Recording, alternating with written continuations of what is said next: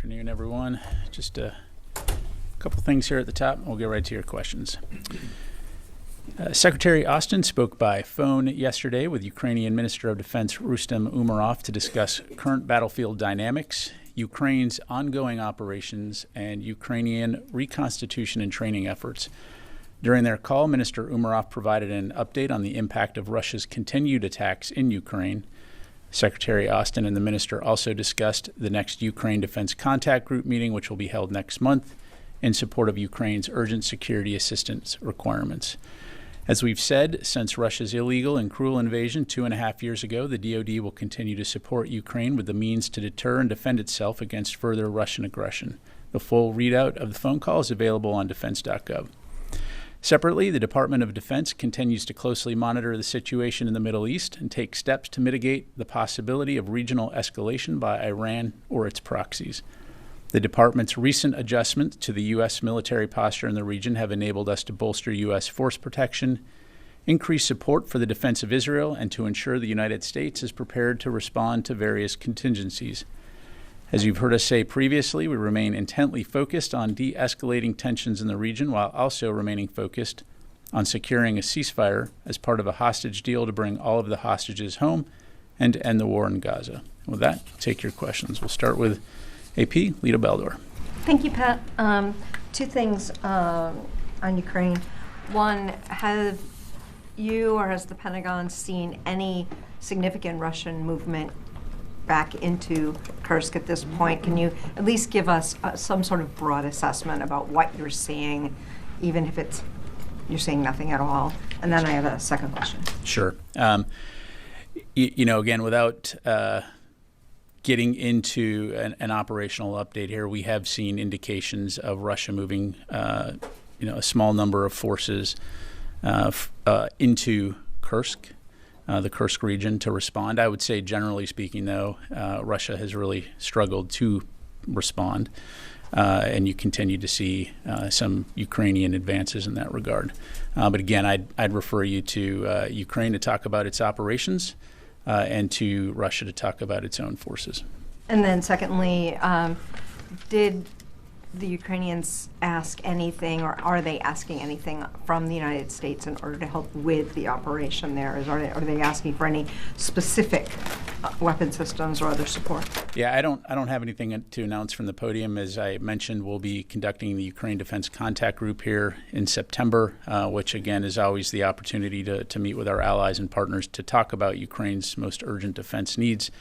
And as I highlighted, we're committed to making sure they have what they need to defend their sovereign territory and deter future Russian aggression.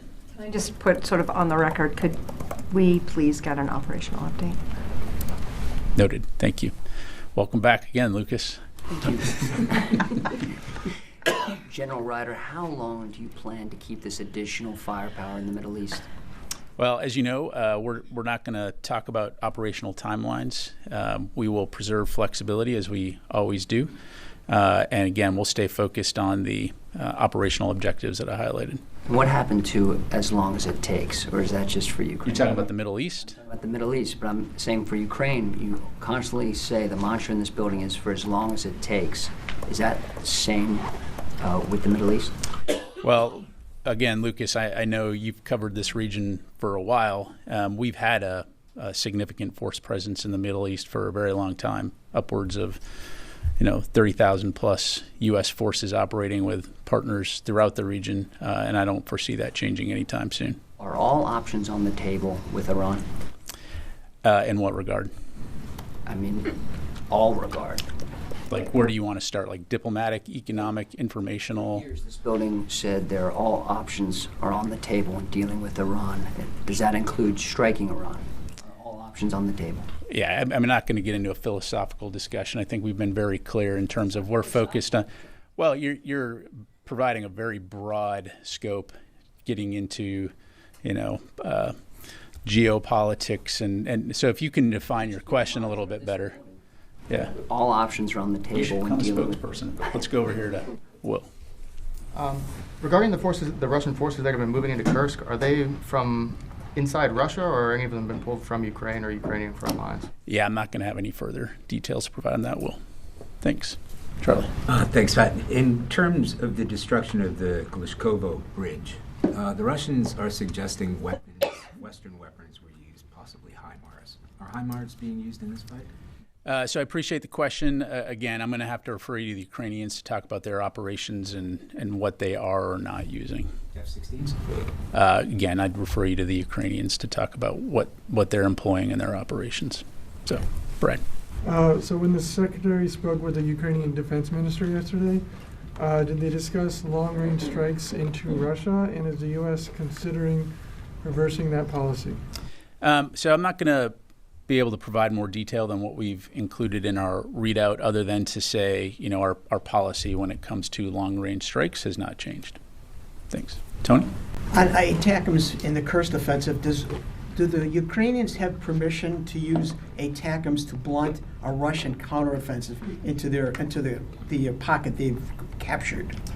So I'm not going to get into Ukraine's selection of capabilities as they conduct their operations. Our policy has not changed, which is in terms of using long-range strike capabilities to conduct deep strike.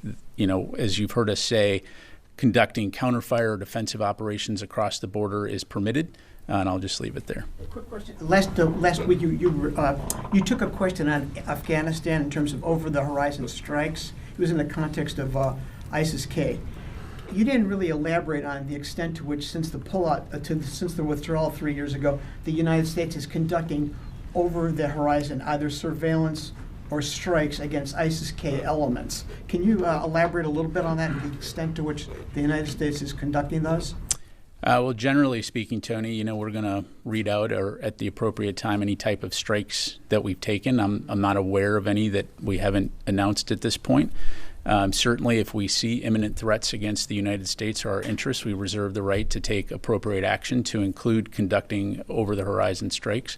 But I don't have anything to read out to you right now. Thanks. Janie. Thank you, General. Two questions. The U.S. and South Korea UFS, Ulti Freedom Shield military exercise is underway in South Korea. North Korea accused this exercise of being aimed at invading North Korea. How will you react? Yeah, that's just patently false. As you know, these exercises are defensive in nature. They're also long-standing, and these are opportunities for our forces to work together on interoperability and to learn how to operate in dissimilar environments. Last weekend, the leaders of the United States and South Korea and Japan issued a joint statement commemorating the one-year anniversary of the Camp David Declaration. What will happen to the U.S. and South Korea and the U.S. and South Korea-Japan agreement if the United States administration changes? Well, as I'm sure you can appreciate, I'm not going to get into a hypothetical other than to say I think our alliance with Japan and South Korea are stronger than they've ever been. And I think going into the future, you'll see them continue to get even stronger. Thanks. Let me go to the phone real quick here, take a couple. All right, let's go to J.J. Green, WTOP. Thank you, General, for taking this question. I had a chance to speak with a spokesman from the Ukrainian military a day or so ago, and they mentioned that it would be very helpful for them if Western logistics, and speaking of the U.S. and the allies that are sending weapons, et cetera, to them, if the pace could be picked up to get those weapons to them sooner, considering what it is that they're doing and what they're engaged in now in Kursk and Belgorod. And just second, really quickly, is this something that could be addressed at the next contact group, if not sooner?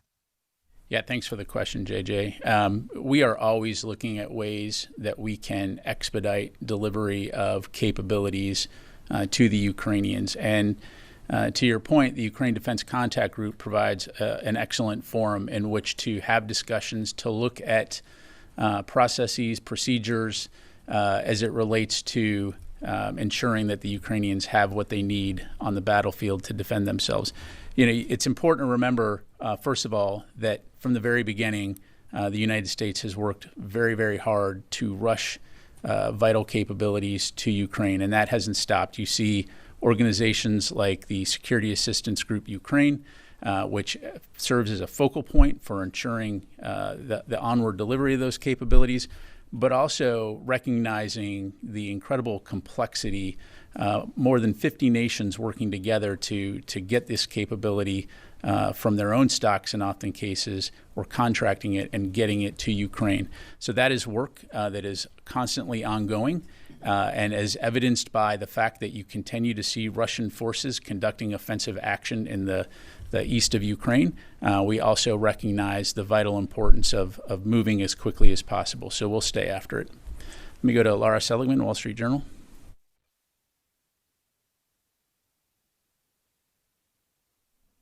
Laura, are you there?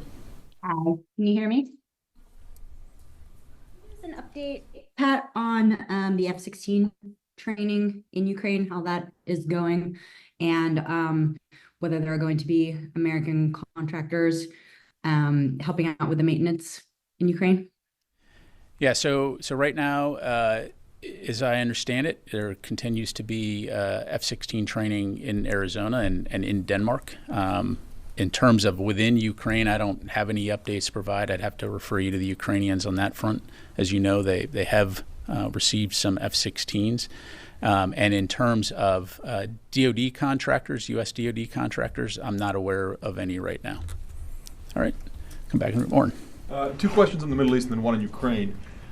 Have the USS Abraham Lincoln, or has the USS Abraham Lincoln Carrier Strike Group and USS Georgia arrived in CENTCOM?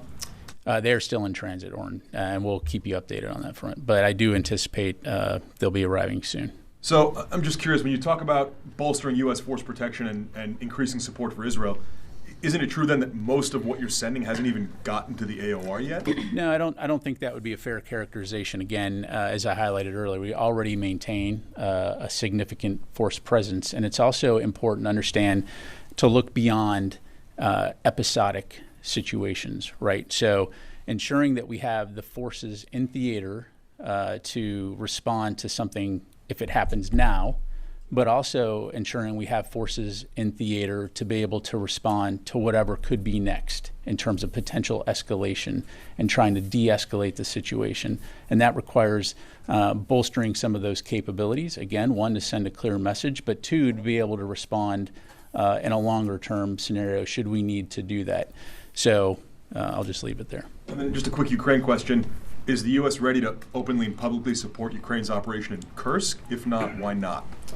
Look, again, we're continuing to have the discussions with the Ukrainians in terms of their focus. You heard President Zelensky say it was to create a buffer zone. So we're having those conversations to learn more about what their objectives are. Again, if you take a step back from a U.S. perspective, our focus continues to be enabling Ukraine to be a free and sovereign country that can deter Russian aggression in the future. And so that continues to be our focus.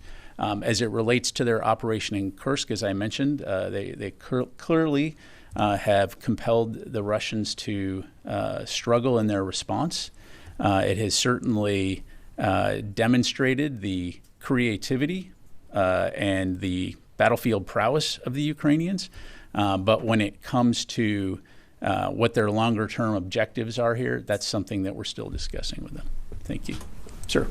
Haven't seen you in a while. Welcome back. Thank you very much, General. Actually, I was in Kurdistan. All right, welcome Many back. official sources, including Minister of Peshmerga, they told me ISIS are serious threat in Iraq, in Syria, and in the region.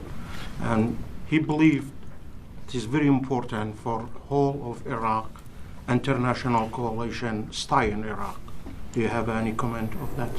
Well, as you know, the conversations with the Higher Military Commission continue. I don't have any updates to provide on the outcomes of that, other than to say that we, as part of the U.S.-Iraq Joint Security Dialogue, which includes Peshmerga representation, is looking at what the transition for the coalition OIR will be, and what the future of the U.S.-Iraq bilateral security cooperation is.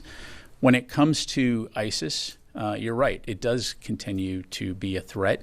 Certainly, ISIS is not as capable as it was 10 years ago, but they do continue to pose a threat, particularly in ungoverned spaces within Syria, and also as it relates to ISIS prisoners in Al-Hol that need to be repatriated. So this is something that we are not going to take our eyes off of, and we'll continue to keep you updated on that front. Following question. Do you believe cooperation between Peshmerga and Iraqi army is important to push back ISIS, and especially in disputed area like Kirkuk? Yeah, look, there's no question, first of all, that Iraqi security forces writ large, which includes Peshmerga, have played a vital role in terms of reducing the threat that ISIS poses. But as we've seen in places like Afghanistan, left unchecked, ISIS can start to make a resurgence. And so, again, we'll continue to work with our Iraqi partners, our Peshmerga partners, to address this threat. Let me go to Constantine, and then I'll come to you, Carla. Thanks, Pat. Yesterday, President Zelensky was quoted in Ukrainian media saying that he deliberately did not disclose plans of his Kursk mission to Western allies. Is that something that the Pentagon, that dynamic is something that the Pentagon expects to be part of the relationship going forward? And is that a source of concern in this building?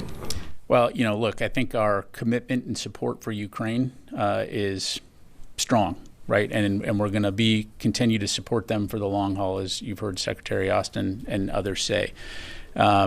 We're going to always keep those channels of communication open, because the better we understand what Ukraine's objectives are, the better we can support them.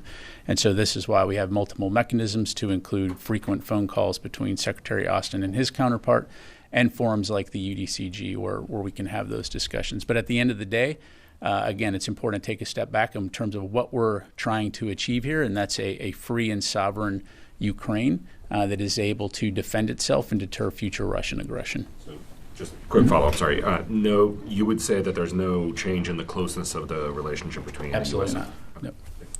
Thank you, Pat. Couple of follow-ups. So follow-up to Orrin's question. USS Georgia is still not in the CENTCOM AOR? Is that what you just said? It's in transit. Transit. Mm-hmm. It is heading towards the CENTCOM AOR? It's been ordered to the CENTCOM AOR. Why are you asking your question so incredulously? It's taking them an awful long time to get there. That's why I'm just trying to track to make sure that it is indeed going to CENTCOM. Okay, just wanted to make sure. And then on Ukraine, just to follow up to Lito's question, there have been other attacks outside Kursk. There was a drone attack that targeted a fuel depot like 700 kilometers south of Kursk, about 250 kilometers away from the Ukrainian border. Is that pulling any Russian forces outside of Ukraine? Have you seen them, if they're not moving into Kursk, have you seen them pull back to Russia? What can you say on how these attacks have updated and affected the battlefield in Ukraine? Yeah, broadly speaking, Carla, again, what you see is the vast majority of Russian forces along the eastern front in Ukraine, occupying Ukrainian territory and focused on, in some areas, on largely defensive, but in some areas focused on offensive operations, attempting to take additional Ukrainian territory. As it relates to any type of Ukrainian operations inside Russia that you're referencing, that's inside Russia. So, they already have forces inside Russia. I just don't have anything on that. All right, let me go back to the phone here. Jeff Shogel, Task and Purpose. Thank you. Can you bring us up to date on the number of attacks and wounded in Iraq and Syria against U.S. troops? And also, can the Defense Department name which cruisers were sent to the Middle East? I don't think I've seen those ships named. Thank you. Yeah, thanks, Jeff. In terms of the injuries that were at Rumallah landing zone, I think you were briefed on Monday. 11 personnel had been treated for TBI and smoke inhalation. All 11 of those, to my knowledge, have returned to duty. In terms of the cruisers, just to clarify something. So within the Department of Defense, we have an acronym that we typically use, CRUDES, which stands for Cruiser Destroyer. And so, there was some information out there in terms of cruisers going to the AOR. Right now, there are no cruisers in the AOR, but we often use that term also loosely to refer to destroyers. So CRUDES, cruiser destroyer. So we do have destroyers in both the EUCOM and the CENTCOM AOR. Hopefully that helps to clarify. All right, let me go to Joseph Alarabia. Thanks, Pat. Just wanted to ask again on Iraq. Today, Iraq's foreign minister said several developments led to the postponing of the announcement of the end of the coalition presence in Iraq. But he also said there had not been any response to the attacks on U.S. troops, particularly at Al Asad Air Base, due to what he said was diplomacy. Were you guys asked to hold off or not respond to any of these recent attacks, specifically the most recent one that led to, 11 injured U.S. personnel? Yeah, thanks, Joseph. So a couple of things on that. So first of all, as Secretary Austin has said many times, we're not going to tolerate attacks on our forces, and we will always respond appropriately in a time and manner of our choosing. As for any type of diplomatic discussions, I don't have anything to read out to you, nor am I going to get into those types of private discussions. Okay, time for a few more. Yes, sir. Thank you, General Ryder. My name is Mushfiqul Fazal, representing South Asia Perspectives. How does the Pentagon view the role of the Bangladesh Army in supporting peace and stability under the interim government led by Nobel laureate Professor Muhammad Yunus? Is there any collaboration or communication between the United States and Bangladesh military during this transitional period? Well, as you know, we do have a defense relationship with Bangladesh. We will look forward to working to support our shared values and interests, such as a free and open Indo-Pacific. I don't have anything to read out right now in terms of any types of contact. As it relates to the Bangladesh government, of course, we would expect human rights to be observed and there to be an avoidance of any type of violence. But I would refer you to our State Department for any questions about the U.S.-Bangladesh relationship writ large. Thank you. Charlie. Thanks, General. Between the Theodore Roosevelt, the Abraham Lincoln, the ships that are in the Med, now I count around a dozen destroyers, a submarine that will one day get there. What kind of fight are you gearing up for? And so first of all, let's be clear about, I noted a bit of snarkiness in your question there, but the submarine is in the Mediterranean, which is in the EUCOM AOR. Okay, so first of all, it's in proximity of the region that we're talking about, moving into the Central Command region, again, to provide capacity there. And in terms of what we're getting ready for, is exactly what I read out at the top, which is enabling us to bolster force protection, the defense of Israel, and also be ready to respond to a wide variety of contingencies. I understand the focus on this moment in time, but we in the DoD are a planning organization, and in addition to being ready for now, we're going to be ready for that wide variety of contingencies of what may come. To do that, you have to have capability and you have to have capacity. And so that's exactly what we've done, and that's exactly what we'll be prepared to do going ahead into the future. Thanks. Sir. Yeah, President Zelensky said it wouldn't have been necessary for them to move into Kursk if its supporters, including the U.S., cleared them to launch deep strike missions at military targets inside Russia proper. Is this fair or not, or is this true or not with the I'm not going to comment on President Zelensky's statement. Certainly, I'll let his comments speak for themselves. Again, there should be no question that the United States supports Ukraine and its fight for freedom and to preserve its sovereignty and to deter future Russian aggression. And that's what we continue to remain focused on. While you're going to see various shifts on the battlefield from time to time, as we've been watching this for 2.5 years, we remain laser focused on that end state in terms of enabling them to defend their sovereignty and deter future Russian aggression, both urgent battlefield needs and long-term defense needs, and that's what we'll continue to stay focused on. Ultimately, at the end of the day, it's up to the Ukrainians to defend their country, and we're going to continue to communicate closely with them on what those needs are and evolve as the situation on the battlefield evolves. All right. Last two. Yes, sir. Thanks, General.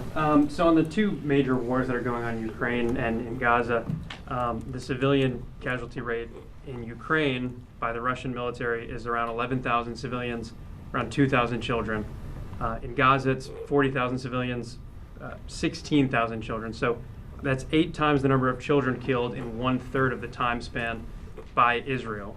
So my question for you is if you could tell us about the moral calculus that has led this administration to spend over $100 billion supporting Ukraine to fight back against Russia, while we're spending tens of billions aiding Israel's military campaign in Gaza and using rhetoric, like Russia's aggression, defending Israel. We're getting ready to defend Israel for a regional war potential in the Middle East. So with that stark civilian casualty contrast, why have you determined that Russia's the bad guy and Israel's the good guy? So again, let's take a step back in time here and look at how these conflicts started. Number one, Russia's illegal, cruel invasion, February of 2022, essentially attacking its democratic sovereign neighbor unprovoked. October 7, Hamas killed over 1,200 innocent civilians, took over 250 hostages, half of whom are still being held today.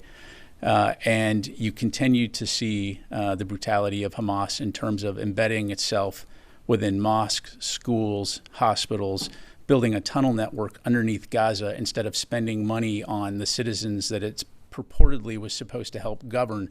A tunnel network, oh, by the way, that's the size of New York City and goes multiple levels below the surface. So again, when it comes to the death of any civilian, from a Department of Defense standpoint, that's absolutely not something we want to see, and this is something that we constantly, repeatedly, publicly and privately discuss with our Israeli counterparts. I think this is also why it's vital that this ceasefire be signed immediately and that the hostages can be returned so that this war in Gaza can end and innocent civilians can stop suffering, whether they be Palestinian or Israeli. So the distinction real quick, though, was on the provocation. And so are you saying that the tens of thousands of ethnic Russians in the Donbass who were killed prior to the war, that was not a provocation? The record high deaths in the West Bank, that wasn't a provocation of Hamas? Yes, sir. Thank you, General. How do you determine that? A couple of questions. The Iranian proxy groups in Iraq say they have posted their attacks on U.S. forces, but as long as the Imam al-Hussein ritual fails end, they will resume their attacks.